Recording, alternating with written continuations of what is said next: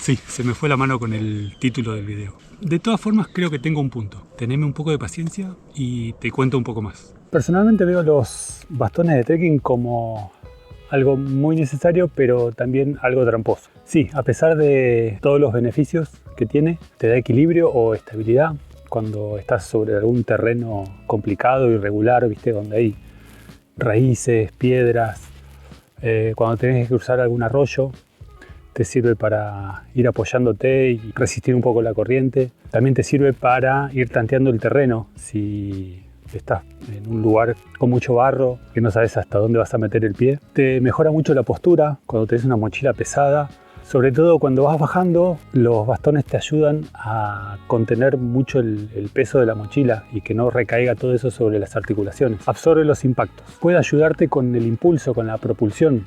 Bien usados te pueden impulsar en terreno llano o también te pueden ayudar con las pendientes. Hace poco también me enteré que, ¿viste cuando tenés las manos como entumecidas o hinchadas, que vas caminando con las manos hacia abajo? Tener la mano ocupada en un bastón haciendo fuerza ayuda a no tenerlas tan hinchadas.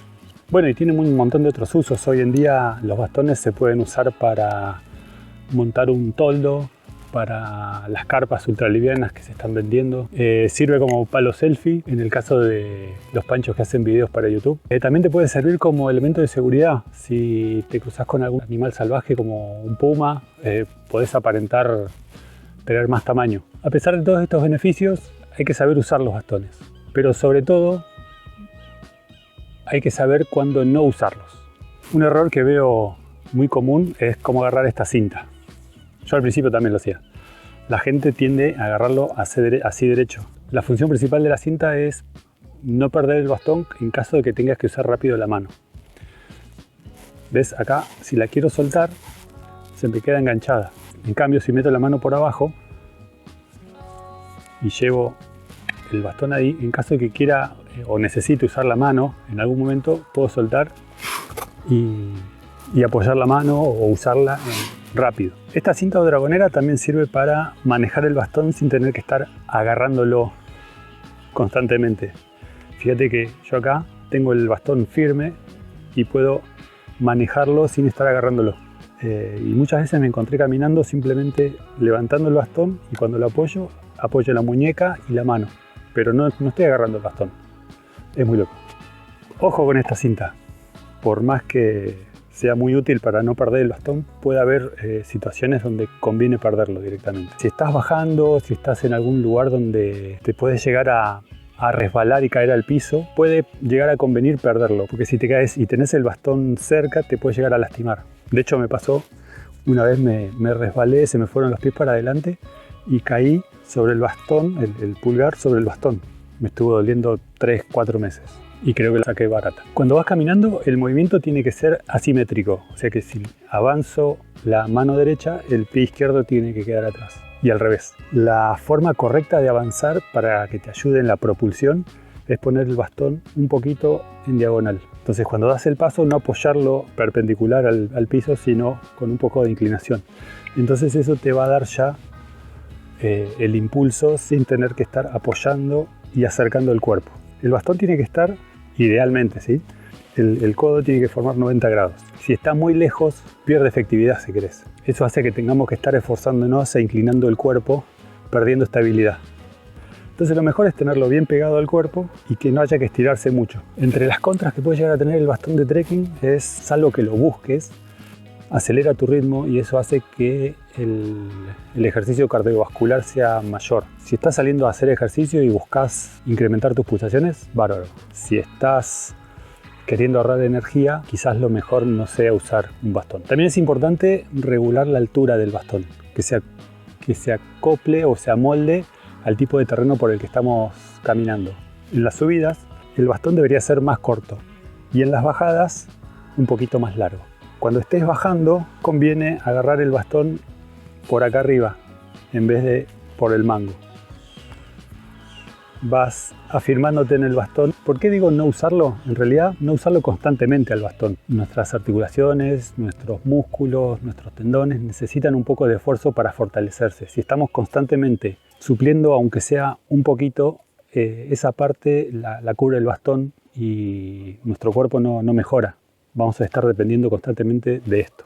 A la hora de comprarlos, asegúrate de elegirlos según tu actividad y tu altura. Hay mucha variedad de bastones. En este caso es uno barato de un aluminio 60-61, creo que hay otro que es 70-75, que es un poco más duro, pero también hay bastones de fibra de carbono que son mucho más resistentes. La ventaja del aluminio con la fibra de carbono es que puede llegar a doblarse sin llegar a quebrarse. En cambio, la fibra de carbono resiste más, pero cuando no da más se quiebra. Este tipo de bastones se pueden seguir usando aunque ya están doblados. Este incluso se me dobló en algún lugar con nieve. Se les pueden separar estas partes. Si esto está algo doblado lo puedo llegar a enderezar. Tuve bastones telescópicos también, pero en vez de este cierre con clip se cerraban con rosca. Ese se me dobló y no lo pude volver a arreglar. El mecanismo que tiene de unión es mucho más complejo que esto.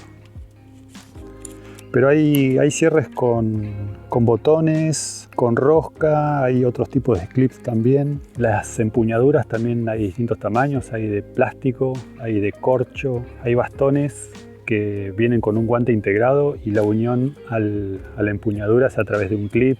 Hay bastones que son para trail running y se pliegan. Las puntas también vienen de distintos tamaños. Hay bastones que estas puntas se pueden cambiar. La punta que toca contra el piso también vienen de materiales más duros que este. Vienen las rosetas, que son no hundirse tanto en la nieve o en el barro.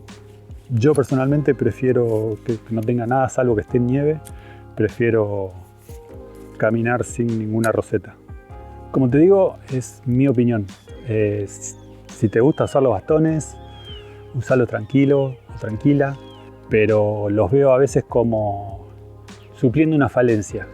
Hay momentos que son sí o sí necesarios. Yo tengo 2 operaciones de rodilla y los días de caminata muy largos, llega al final del día y los músculos de la pierna no pueden contener la rodilla y veo que empieza a flaquear. Vas a ver algunos videos que parece que saqué los bastones a pasear porque no los usé.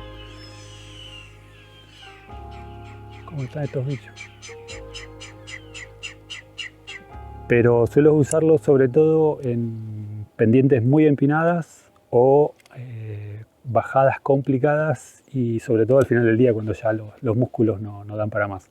Pero de vuelta, es una opinión y encontré un artículo que habla sobre esto y me pareció interesante al menos plantear la pregunta o la inquietud para ponerte a pensar. Así que contame, ¿qué te parece? ¿Cómo usás los bastones? Yo sé que si bien hay toda una teoría de cómo usarlos, cuando estamos cansados la verdad que los usamos como venga. Mira, acá aprovecho el bastón para llevar la cinta tape en caso de que tenga que hacer alguna reparación. Pero viste que a veces estamos cansados y apoyás así y avanzás en vez de hacer estas cosas prolijas. Gracias por estar ahí y nos vemos la próxima. Chau, chau.